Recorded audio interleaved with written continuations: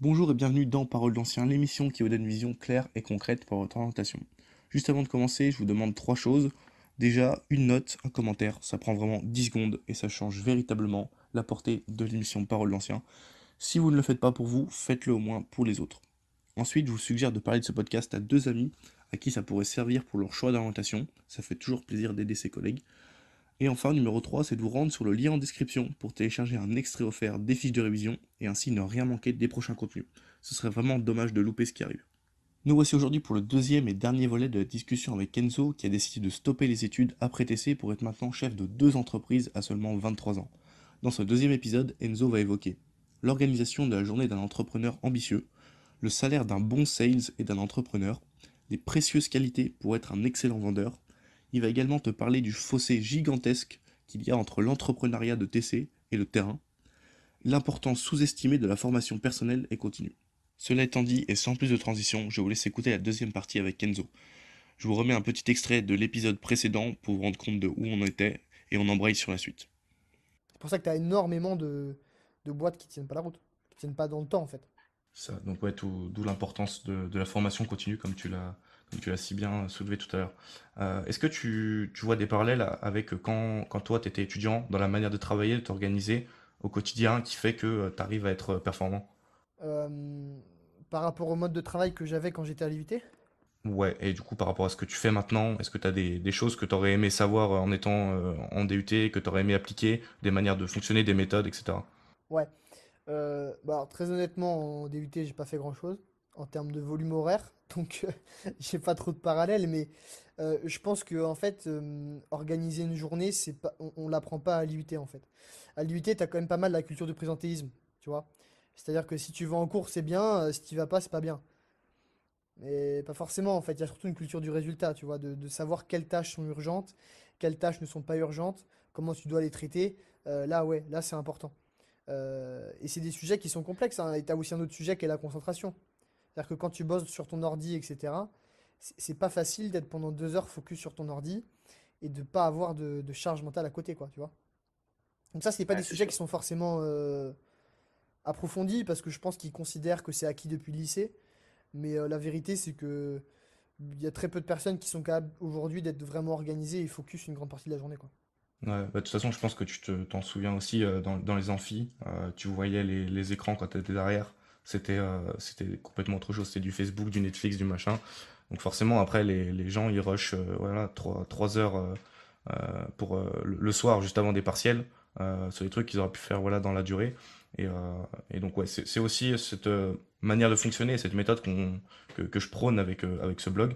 Et voilà, encore une fois, Enzo en a fait la démonstration pour la suite, c'est vraiment ça qui va compter. C'est ça. Ok. Et en fait, tu t'épuises à être en amphi et à être sur Netflix. Je veux dire, si vraiment tu t'en fous du cours, tu fais une croix dessus, tu l'écoutes pas et c'est tout, tu vois, ou fais autre chose, ou enfin, soit t'es dans la chose, soit t'y es pas, en fait. Ça sert à rien d'être entre les deux, tu vois. Ok, ouais. Donc déjà à l'époque, tu avais cette fibre un petit peu, ouais, cette teinture entrepreneuriale ouais, que tu avais. Ouais, toujours, ouais, ouais. Ok, j'aimerais bien revenir concrètement sur ton activité de maintenant, parce que moi j'en ai marre de voir des fiches métiers sur Internet avec marqué je fais ci, je fais ça dans tel poste, et finalement on ne sait pas ce qu'on fait concrètement. Donc moi je vais te poser la question simplement, qu'est-ce que tu fais concrètement au quotidien? Bah, au quotidien, moi, je gère davantage la société qui s'appelle Patrimony, qui est dans l'immobilier. Moi, le plus gros de mon quotidien aujourd'hui, c'est de l'opérationnel. C'est-à-dire que je gère des commerciaux terrain qui vont trouver des biens pour des clients. Je les analyse, je les vends en fonction des besoins des clients. Et après, je vais gérer toute la partie projet post-vente, c'est-à-dire gérer les équipes d'artisans qui sont sur place, gérer l'ameublement des logements, trouver des locataires, etc., etc. Donc, je suis en contact avec nos partenaires toute la journée et les clients toute la journée. Mais je fais énormément de Ok. choses parce que après, je touche là, c'est vraiment le. Je fais plein de choses à côté, tu vois. Après, j'ai de l'admin, j'ai du légal, je donne des coups de main aussi sur l'autre société qu'on a. Je fais un peu de marketing, je fais un petit peu de tout, mais le gros de ma journée, tu vois, on va dire que c'est ça. Mais il y a plein de petites tâches à côté qui prennent énormément de temps. Comment est la répartition entre ta société actuelle et l'autre société où tu es aussi cofondateur? C'est 80-20, je dirais. Je passe 80% de mon temps sur sur la société qui s'appelle Patrimony dans l'immobilier et 20% de mon temps, je le passe sur Firebrain qui est sur les marchés financiers. Tu peux nous parler un peu de cette société-là? Ouais, bien sûr. Bah, en fait, c'est une société un peu différente dans le sens où c'est plus automatisé. C'est un business qui peut tourner un petit peu plus tout seul parce que c'est de la vente en ligne et qu'on vend des produits. On vend des produits, donc les clients arrivent. Nous, tout est automatisé ou quasiment au niveau marketing. Donc ça nécessite un petit peu moins d'intervention humaine. Et donc globalement, en fait, on vend deux types de produits. On vend des formations pour apprendre à investir en bourse. Et là, on va Ok. lancer, on se parle là aujourd'hui, on est le 2 septembre. On lance dans 15 jours un produit avec un économiste où on va vendre des lettres économiques en fait en mensuel, Ok, ok, donc sous forme d'abonnement. sous forme d'abonnement annuel. Ouais. Après, Ok. t'as des paiements mensuels et des paiements en annuel, mais sous forme d'abonnement. Ouais. Est-ce que tu peux nous parler un peu de quotidiennement combien d'heures tu travailles et comment ouais, s'organise un peu ta vie au quotidien? Ouais. Euh, Tu veux que je te fasse une journée type? Ouais, par exemple. Alors la journée type idéale, on va dire, globalement, c'est je me lève aux alentours des 6h15, 6h20. Alors j'ai plusieurs routines, mais ça dépend de la période. Mais ce que j'avais avant le mois d'août, là où c'était un peu plus calme, c'était ça. C'est lever aux alentours des entre 6h et 6h30, tu vois. Après, je file à la salle de sport. À 8h, j'ai fini Ok. mon sport. Et on va dire entre 8h30 et 9h, je travaille. Et après, je vais travailler jusqu'à 20h, à peu près. Ouais, ça dépend, mais on va dire 19h, 20h, quoi, tu vois. Tu prends combien de pauses du midi? Le midi, je sais pas, trois quarts d'heure, une heure, quelque chose comme ça. Et ensuite, donc jusqu'à 19-20 heures, après tu te dis c'est stop. Ou Après, après, j'essaie de stopper. Après, ça dépend des journées aussi. Tu vois, tu as des journées plus ou moins chargées. Il y a des journées où je peux bosser jusqu'à 22h, 23h, soit parce que j'ai vraiment beaucoup de boulot, soit parce que j'ai pas été assez efficace dans la journée. Tu as des journées aussi où je suis plus efficace et plus calme, et à 17h, 17h30, 18h, je peux arrêter de bosser. Donc après, c'est Ok. vraiment malléable. J'ai pas vraiment d'emploi du temps hyper type. J'ai aussi pas mal de déplacements. Donc là, bah, en déplacement, ça dépend. S'il faut me lever à 5h pour faire 4 heures de route, je le fais. Ça dépend des avions, ça dépend de tout ça. Mais si tu veux une structure, on va dire, dans la semaine, en gros, c'est ça. Et le samedi, je bosse aussi, mais un peu plus cool. Journée un Ok. peu moins chargée. Donc après, je sais pas combien d'heures ça fait. Jamais calculé. Ça doit faire des semaines de, je sais pas, 60 70 heures, quelque chose comme ça. Ok, ok. De toute façon, je pense que c'est à ça qu'il faut s'attendre lorsque on décide de monter sa boîte ou même sur des postes qui sont vraiment bah, très très hauts dans la hiérarchie. Je parle dans des énormes boîtes. Je pense que de toute façon, c'est sur ce type de journée, de semaine auquel il faut s'attendre, quoi. Ouais, après, ça dépend de tes aspirations. Mais ouais, c'est ça. Après, tu vois, quand j'étais salarié, je devais être à. Quand on avait vraiment du travail et que ça tournait bien, je devais être à quelque chose comme. Pas énorme, je devais être à 45 heures semaine peut-être. Au début, je me formais, je sais pas, une heure et demie, 2 heures par jour en plus. Donc en fait, je faisais peut-être 45 heures de travail effectif et je faisais 15 heures ou 20 heures de formation, quoi, tu vois. Voilà, tu travailles, donc on l'a dit, ouais, 70, 75 heures par semaine. Et tout ça, c'est pour quel objectif à long terme? Niveau entreprise ou Ouais, au niveau entrepreneurial, ouais. niveau, euh, niveau entrepreneurial et des objectifs de chiffre d'affaires. Après, je sais pas s'il y a vraiment un intérêt de rentrer dans le détail parce que ça veut pas dire grand-chose, tu vois, ça dépend de tes salariés, etc. Pour faire simple, dans l'idée sur les sociétés, le but c'est d'aller le plus loin possible et c'est vraiment de construire une grosse boîte. C'est-à-dire que là, l'idée c'est de recruter d'ici la fin de l'année et c'est à terme d'avoir une boîte à 30, 40, 50, 60 salariés. C'est pas de rester petit à deux cofondateurs. Donc l'objectif il est élevé par rapport à ça. Après, je sais pas si tu as des questions plus précises sur les objectifs en termes de revenus, etc. Mais, euh, mais les objectifs sont assez hauts en fait. C'est pour ça aussi qu'on travaille beaucoup. Bah ouais, c'est super intéressant. C'était surtout pour faire le parallèle avec bah voilà, ta partie salariée que tu as fait avant, où là, bah, tu sais que tu travailles pour quelqu'un d'autre, donc forcément tes objectifs c'était complètement différent, et tu travailles pour les objectifs de quelqu'un d'autre, donc c'est pour ça aussi que tu as switché et que là tu utilises des objectifs qui sont beaucoup plus élevés, et que du coup, en conséquence, ta charge de travail, elle augmente, et j'imagine que ton revenu augmente aussi. Donc, est-ce que tu peux nous en dire un peu plus sur bah, ton salaire ou ce que tu gagnais aussi déjà en tant que salarié et maintenant ce que tu dégages. Bah, ce que je gagnais en tant que salarié, moi j'avais une REM où, comme beaucoup de commerciaux, j'avais un fixe très bas et beaucoup de com. En gros, j'ai pas tout en tête, hein, parce que ça fait un moment quand même, mais sur un an, les mois les plus hauts que j'ai fait, je te parle en net avant impôt sur le revenu, j'étais à 4000, entre 3500 et 4000. Les mois les plus bas quand j'ai commencé, c'était entre allez, 1500 et 2000, tu vois. Et en moyenne, j'avais calculé, j'étais, je crois, à 2600 ou 2700 net, un truc comme ça, entre 2500 et 3000. Qu'est-ce qui est plutôt vraiment pas mal pour, voilà, pour quelqu'un quand tu as cet âge-là. Et voilà, tu viens de prendre un gros risque en quittant tes études, tu te dis, ouais, le jeu en valait la chandelle, quoi. Ouais, après, tout est relatif, mais par rapport à ce que je générais, c'était pas énorme en chiffres. Après, oui, j'avais 20 ans ou 21 ans, un bac plus 2, tu fais des mois à 3000, 4000, ouais, c'est sympa. C'est sympa, même si tu bosses beaucoup, c'est des rémunérations qui sont sympas, oui, c'est clair. Ok. Et maintenant, t'en es à quel niveau? Maintenant, c'est différent parce que, tu vois, j'ai pas de... C'est totalement différent. C'est-à-dire que quand tu es salarié, tu es commercial, on te dit tu prends 5% du produit, tout ce que tu vas vendre, tu vas le prendre. Là, le chiffre que je fais, l'idée, c'est de le réinvestir. Donc, il y a pas vraiment de revenus complet. Tu vois ce que je veux dire? C'est que par rapport à ce que je génère, la majorité, ce sera réinjecté dans la boîte, ce sera peut-être réinjecté dans l'immobilier. Et en fait, moi, en revenu, aujourd'hui, on va se tirer très peu. C'est-à-dire que là, je vais me sortir un salaire à 2000 euros net, 1500, 2000 euros net. Mais pour moi, l'intérêt, il n'est pas à avoir un salaire qui est haut, il est à développer du chiffre, à développer du bénéfice pour pouvoir employer, pour pouvoir prendre des bureaux, pour pouvoir réinvestir, etc., etc., tu vois. Donc en Ok, fait, ouais. tu peux pas réfléchir en salaire quand tu crées ton entreprise depuis un an, 2 ans, 3 ans. C'est, c'est compliqué. Parce que enfin, ça dépend de l'objectif que tu as, mais si tu arrives la première ou la deuxième année et que tu prends tout ce que tu fais en salaire, ta boîte, elle va jamais grossir, en fait, tu vas stagner. Ouais, c'est ça. Ouais, t'es dans la phase d'expansion de croissance, donc forcément, t'es obligé de réinvestir au maximum, quoi. Quand tu commences à te stabiliser, là, tu peux plus parler en revenu parce que tu peux prendre un peu plus d'argent sur ta boîte, etc. Mais après, ça va vite. Enfin, je veux dire, ça peut paraître un peu haut quand tu es étudiant, etc. Mais tu montes une boîte qui fonctionne au bout de 2 3 4 5 ans. C'est pas du tout déconnant de te tirer, je sais pas, entre 5000 à 10 000 par mois, tu vois.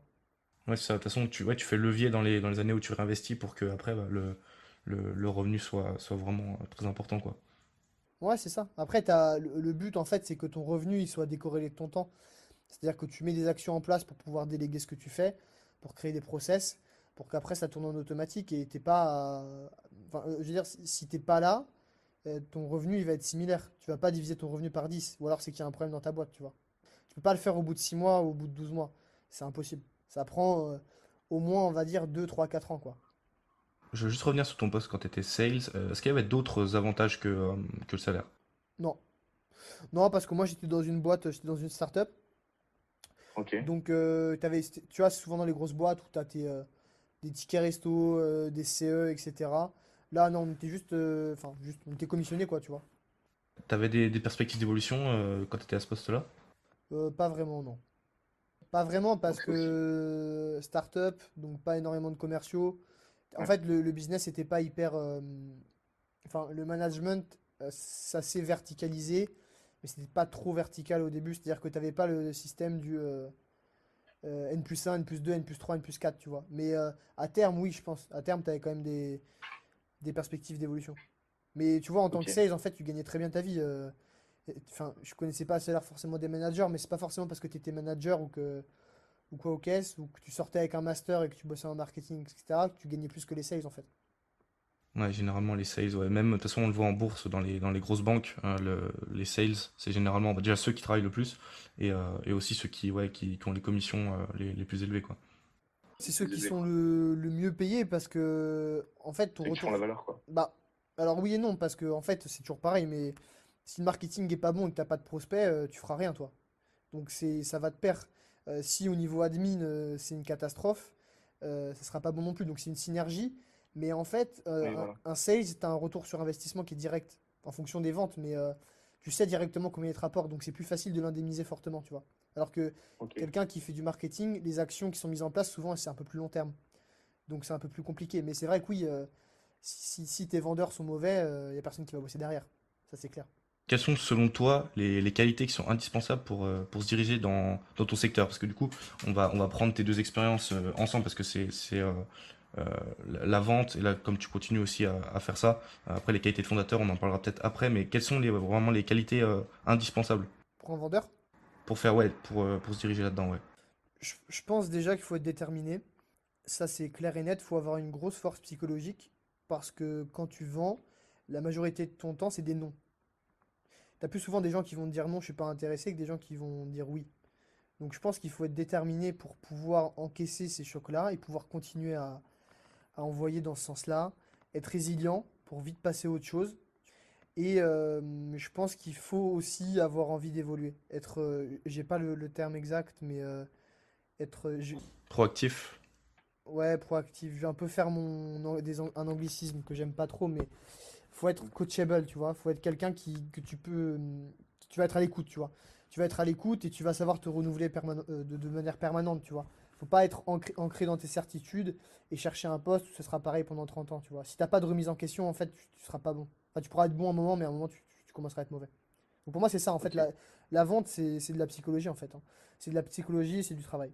Ouais, c'est à la fois la psychologie de l'autre pour savoir comment vendre et aussi la psychologie de toi pour savoir comment réagir, comment te préparer, etc. Donc, toutes les histoires de psychologie. Donc, bah, lisez des bouquins de psychologie, quoi. Ouais, c'est clairement ça. Et après, il y a aussi une chose, c'est, bah, après, c'est logique, mais il faut aussi, toi, dans ta manière d'être, être un petit peu sociable, savoir t'exprimer, même si, tu vois, il faut pas forcément avoir un bagou monstrueux, etc. Mais si de base, tu es hyper timide, tu es fermé sur toi-même, bah, oui, forcément, vendeur, c'est pas le meilleur job pour toi, tu vois, mais ça coule un peu de source, quoi. C'est sûr, c'est sûr. On le voyait ça en TC, je pense que toi aussi tu as des exemples, mais de personnes qui étaient voilà, pas forcément très à l'aise. Et à la fin des 2 ans, on voit qu'ils ont grandement évolué et je trouve que ça a été vraiment intéressant pour ça. Que ce soit les travaux de groupe, les présentations orales, etc. Même moi, je pense que je me suis ouais, vraiment amélioré là-dedans et, euh, et ça m'a vraiment servi pour la suite, quoi. Ça, je suis totalement d'accord, ouais. Mais, euh, mais ouais, c'est vrai que ça vaut pas l'expérience du terrain comme tu l'as dit. Et même, je pense que au niveau d'un stage, d'un bon stage, même un stage de première année qui est pas forcément très très long, il faut absolument trouver un stage terrain où on sera en relation avec des clients parce que ça fait vraiment l'affaire bah voilà, pour développer ces compétences-là et ces qualités qui sont, comme tu l'as dit, indispensables pour la suite. Clairement, je suis d'accord avec toi là-dessus. C'est drôle parce que les qualités que tu as évoquées, j'ai l'impression que bah, c'est un peu les mêmes qui te servent en tant que fondateur pour faire tourner ta boîte. C'est vrai. T'as dit déterminé, résilient, proactif. Ouais, t'as raison. Et surtout se remettre en question. Globalement, ouais, c'est ça. Et tu vas rajouter peut-être des compétences un peu en management en tant que fondateur. Et, euh, et ouais, t'as les qualités essentielles. Après, l'aspect numéro un, c'est la psychologie sur toi-même aussi, quoi. C'est comprendre que bah, rien ne va aller comme prévu, que tu auras toujours des obstacles, que c'est là que c'est important, quoi. C'est quand tu es dans le creux de la vague que c'est vraiment, vraiment important. Ouais, c'est vrai. On dit toujours que ouais, ouais, quand tout va bien et qu'on gère, bah c'est facile. Mais c'est quand tout va mal qu'il faut réussir à gérer. Et tu dirais que dans quelle mesure TC t'a servi bah, pour soit développer ces qualités-là ou alors pour accentuer les qualités que tu avais déjà de base. Bah, pour moi, tu vois, le plus important, ce qui a le plus servi dans TC, euh, c'est l'ouverture vers d'autres choses et c'est tout ce qui est travaux de groupe, tu vois. C'est prendre la parole, s'exprimer, driver des projets. Tu vois, moi en projet, on a fait 2 projets, j'étais président des 2 projets à chaque fois. Le premier, c'était une foire où en fait on vendait des produits locaux. Donc l'IUT était à Laval et on vendait des produits locaux à Avignon. Donc on avait fait toute la route là en camion pour aller vendre nos rillettes et nos cidres. Et franchement c'était top. Ça c'était génial comme expérience. Qu'on avait dû lever de l'argent, se débrouiller, etc. Et on s'était vraiment débrouillé pour le coup. Et deuxième année, c'était un voyage à l'étranger en Pologne où on avait emmené 60 étudiants. C'est formateur, ça c'était vraiment vraiment vraiment sympa. Et puis après, on avait aussi quelques interventions qui étaient pas trop mal, tu vois, de professionnels qui venaient nous parler, etc. On avait eu 2, 3 entrepreneurs qui étaient venus. J'avais eu quelques cours d'entrepreneuriat qui étaient pas trop mal non plus. Donc ça, c'était aussi intéressant, ouais. Bah tiens, parlons-en des cours d'entrepreneuriat, pardon, parce que je les ai un peu encore en tête. J'ai l'impression que ça n'a absolument rien à voir avec ce que tu nous as dit par rapport à la fondation d'une entreprise. Bah, en fait, les cours d'entrepreneuriat que j'avais moi, c'est de l'entrepreneuriat en simul, tu vois, en démo. C'est-à-dire que tu fais de l'hypothétique sur de l'hypothétique. Tu vas faire des grands business models sur 5 ans, alors que tu n'as toujours pas rentré un euro de chiffre d'affaires, tu vois. En fait, pour moi, alors déjà, moi j'avais des cours d'entrepreneuriat par quelqu'un qui avait jamais monté de boîte de sa vie. Donc, Mm. bon, ok. Ouais, c'est le comble quand même. Ouais, c'est un peu le comble, tu vois, surprenant. Et après, non, en fait, il faut juste comprendre que tu apprends à créer une boîte quand tu crées une boîte, pas en réfléchissant outre mesure. Et tu peux interroger tous les entrepreneurs du monde ou quasiment, ils vont toujours te dire qu'ils n'ont pas vendu assez tôt, qu'ils n'ont pas lancé leur boîte assez tôt et ils ont pas fait assez tôt, en fait, tu vois. Et on n'a pas cette culture-là, en fait, en France. On a une culture de l'échec qui est très mauvaise. C'est-à-dire que Ouais. en France, on va te dire t'as échoué, t'es un mauvais garçon et c'est pas bien, tu vois. T'aurais dû réfléchir pendant 5 ans avant sur ton projet. Alors que non, en fait, ton projet, tu sais s'il est bon, si ça se vend et si tu as des retours clients positifs. Mais des vrais retours clients. Pas à demander à ta grand-mère si ton projet d'appli il est bien. Parce que forcément que ton appli elle sera bien, tu vois. C'est ça en fait qui est primordial. Alors que tu vas aux États-Unis, si tu as planté 2 boîtes, ils vont plus te considérer qu'un mec qui a jamais planté de boîte, tu vois. En quoi TC t'a servi dans la vie en général? Dans la vie en général, pour moi, ça revient à ce qu'on s'est dit tout à l'heure sur l'expression, sur mener des projets. C'était vraiment ça, je pense, qui était le plus important au final. Ok, parce que c'est vrai qu'avec une collègue que j'avais interviewée dans le premier épisode, euh, on avait tous les deux le même souvenir au forum des anciens, il me semble, d'un intervenant qui était venu et qui avait dit que le TC c'était quelque part l'école de la vie. Et ça nous avait marqué tous les deux parce que bah, moi j'avais également ce ressenti-là. Est-ce que toi ça te parle? Pour l'école de la vie, je trouve que c'est un peu too much. Après, tout dépend d'où tu pars, je pense. Ouais, ça dépend d'où tu pars. Je pense que c'est une préparation, ouais. Mais ça sera inutile si t'en fais rien derrière, tu vois. Mais ça peut être une bonne préparation, une bonne ouverture, ouais. Ça, c'est sûr. Ok, parce que moi je dis ça parce que bah, moi je l'ai ressenti aussi parce que comme on l'a dit, toutes les compétences sociales, le fait de s'exprimer en public, de travailler en groupe, de sourire vers les autres, je les ai vraiment développées là-dedans. C'est vrai. C'est essentiel. En fait, c'est savoir. En fait, si tu sais pas t'exprimer, si tu sais pas driver des projets, si tu sais pas te vendre un minimum, peu importe ton poste, ça va être compliqué pour toi derrière, tu vois. Et quel conseil tu donnerais à un actuel TC qui souhaite bah, se diriger vers ton secteur d'activité ou alors voilà ton poste plutôt de sales parce que de fondateur c'est vrai que c'est un petit peu spécifique. Qu'est-ce que tu dirais? Sur un poste de sales, moi, je vais lui dire de vendre, déjà, tout simplement. De trouver des moyens pour, je sais pas, pendant ses jobs d'été, pendant les vacances, pendant, pendant même le soir, ou s'il peut monter une micro-entreprise ou quoi, ou qu'est-ce. Tout le monde cherche des commerciaux en fait. C'est-à-dire, tu montes une micro-entreprise, tu te mets en freelance sur Malte, etc. Je suis sûr que tu as des boîtes qui vont t'embaucher pour vendre. Donc, t'as pas d'excuse en fait pour te dire. En fait, parce que le problème, c'est que si tu te dis je vais être commercial et je vais vendre après mon diplôme, tu vas passer 5 ans à étudier un truc que tu vas pas appliquer concrètement. Donc, en fait, le premier conseil, c'est de vendre le plus tôt possible, peu importe le moyen, de vendre et d'aller chercher de l'info ailleurs. C'est-à-dire qu'on est dans une ère où tu as tout sur Internet. Je veux dire, tu vas sur YouTube, comment vendre, tu peux acheter des livres, tu peux tout Ah, acheter, c'est infini après. et c'est infini. Et aussi, quand même, de chercher pas mal de ressources en anglais, parce que je trouve que notamment sur la vente, c'est quand même beaucoup plus qualitatif que ce qu'il y a en français. Enfin, il y a moins de ressources en fait en français, je trouve. C'est pas forcément moins quali, mais il y a moins de ressources. Ok, intéressant. Voilà, intéressant. Vraiment écouter l'expérience. Ça peut pas forcément être vendre quelque chose concrètement à tout prix, mais ça peut être juste dans la vie quotidienne se lancer un peu des petits défis, d'aller parler à cette personne, de convaincre cette personne de faire telle chose, de un peu vendre ses idées, même à ses amis, etc. C'est une première étape vers des choses qui vont être approfondies ensuite et qui vous serviront pour voilà, quelqu'un qui veut se lancer dans le métier de commercial. Ouais, bien sûr. Après, si je peux donner des ressources, là, je sais Bah pas si tu si. pourras mettre les liens. Oui, tout à fait. Il y a 3 anglais qui sont bien sur la vente, qui sont très connus, que j'aime bien. Le premier, c'est Grant Cardone. Donc, c'est Grant Cardone. Tu mettras le lien, je pense. Après, il y a Dan Locke, qui est bien. Et le dernier, c'est le fameux Jordan Belfort, qui est très bon. Loup de Wall Street pour ceux qui ont vu le film qui maintenant est sorti de prison et vend des formations sur la vente. Ouais, avec toute la dette qu'il a remboursée, je pense que Ouais, je sais pas s'il a. Il peut vendre. Je pense qu'il est pas trop mal, tu vois, je me soucie pas trop pour lui. oui, il n'y a pas de souci pour lui. De toute façon, voilà, c'est typiquement l'illustration de quelqu'un qui était très bon à la vente, qui en a abusé en l'occurrence, mais qui au final retombe toujours sur ses pattes. Et ça me fait penser au livre de Stan Leloup, je pense que tu connais. Le titre initial qu'il voulait mettre, c'était Apprenez à vendre et vous n'aurez plus jamais faim. Ce qui veut vraiment dire que voilà, si tu sais vendre dans la vie, tu t'en sors. Ouais, t'as Voilà. pas mal de citations comme ça en anglais, mais c'est très vrai. J'ai jamais vu un bon commercial qui était en manque d'argent. Ou alors c'est parce qu'il dilapide son argent, mais il va toujours en faire rentrer en tout cas. Est-ce que tu as un conseil en général à donner aux actuels étudiants?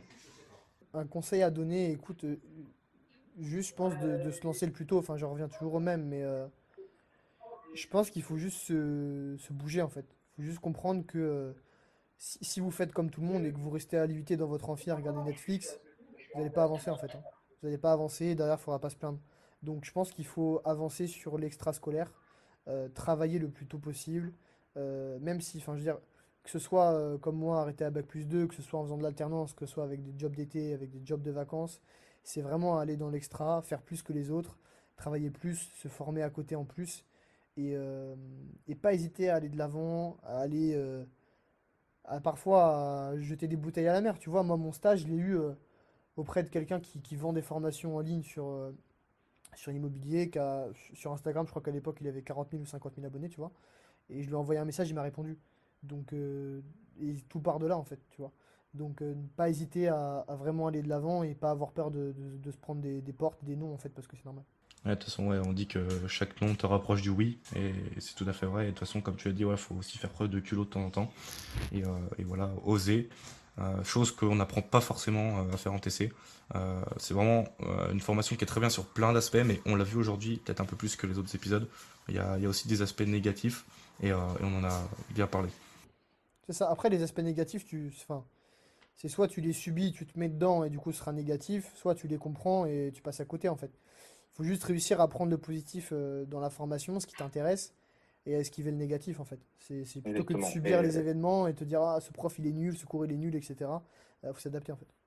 Voilà, ça. Et le compenser par bah, des choses à faire personnellement, comme l'a dit Enzo plusieurs reprises, se former, etc. Enzo, est-ce qu'il y a des opportunités de stage dans ton entreprise pour des TC qui seraient intéressés? Oui, alors ça dépendra de la période. Il y a des opportunités qui vont s'ouvrir en stage, en alternance, etc., en CDI. Enfin, ça va vraiment dépendre de la période, mais oui, carrément, il y a des opportunités. Ok, parfait. Tu recherches quel profil? Dis-nous tout. Je te parle actuellement, mais on va rechercher des commerciaux, des gestionnaires de projets, on va rechercher des architectes, on va rechercher du monde sur du suivi de travaux, on va rechercher du monde sur de l'admin et sur du marketing. Donc en fait, on va recruter sur quasiment ouais, tous les postes, en fait. Ok, j'imagine que tu vas pas forcément tenir compte du diplôme. Non, je m'en fiche, c'est pas quelque chose qui... Après, ça va dépendre du poste, mais c'est pas le critère numéro un. Moi, je cherche surtout des gens qui ont faim, qui ont envie de bosser et qui sont prêts à tout donner, quoi. C'est vraiment ça. Et après, il y a pas vraiment de grande case, tu vois. C'est-à-dire que enfin, j'ai pas de profil type sur un poste type, etc. comme les boîtes classiques, tu vois. Ça dépend vraiment de ce que le candidat a au fond de lui et de ce qu'il veut, tu vois. Ah, c'est drôle parce que on retrouve vachement ta personnalité et la manière dont tu gères ton business et dont tu t'es lancé. C'est-à-dire, ouais, à pas forcément être dans les cases et avoir le parcours classique. Et voilà, juste être là, à voir ce que concrètement on peut faire et avancer, quoi. C'est ça, clairement. Enzo, est-ce que tu as une dernière chose à nous dire? Non, écoute, rien de spécial. Je te remercie pour ce podcast. Je sais pas si tu peux mettre du coup mon adresse mail. Tu mettras peut-être mon adresse mail pour les CV ou... Je mettrai tous les liens ouais, dans la description, les sites, etc. Si même vous êtes intéressé par tout ce qui est investissement, l'immobilier, les marchés financiers, il est jamais trop tôt pour commencer. Donc je vous mettrai aussi les liens et vous pourrez retrouver tout ça. Parfait. Ok, bah Enzo, je te remercie beaucoup. C'était C'était super intéressant. J'aurais encore un milliard de questions à te poser sur plein de choses, mais voilà, c'est vrai que tu es aussi très pris, donc je vais te laisser. Et c'était voilà, fort intéressant et j'espère que ça aura aidé plein de monde. Ouais, je te remercie. Écoute, c'était un plaisir, on se dit à bientôt. Merci d'avoir été au bout de cet épisode. J'espère que vous l'aurez apprécié. Si c'est le cas, faites-le moi savoir à travers une note et un commentaire. Et sinon, je vous donne rendez-vous sur le lien en description pour ne rien rater des prochains contenus. Sur ce, je vous dis à bientôt pour un prochain épisode de Paroles d'Anciens. À tantôt donc.